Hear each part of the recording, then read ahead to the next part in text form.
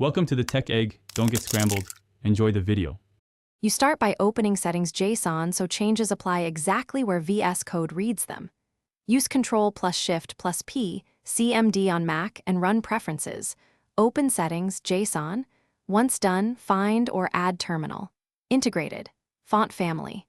This targets only the integrated terminal, not the editor.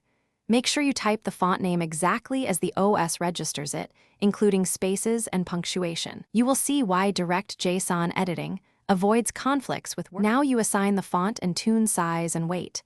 In the JSON, write terminal, integrated, font family, your font name, and then add terminal, integrated, font size, 14 or whatever fits. If you need bolder glyphs, set terminal, integrated.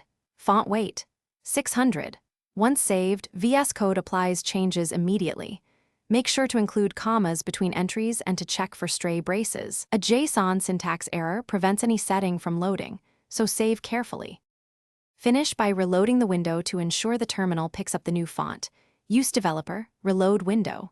If the font still looks unchanged, verify the exact OS font name in your system font viewer and reinstall the font if corrupted. Also check that terminal. Integrated. Allow transparency or other rendering options aren't interfering. If problems persist, temporarily set a known font like Courier New to confirm Vscode is reading the setting. Then switch back to your chosen font. Thanks for watching. Consider subscribing if I helped unscramble your problems.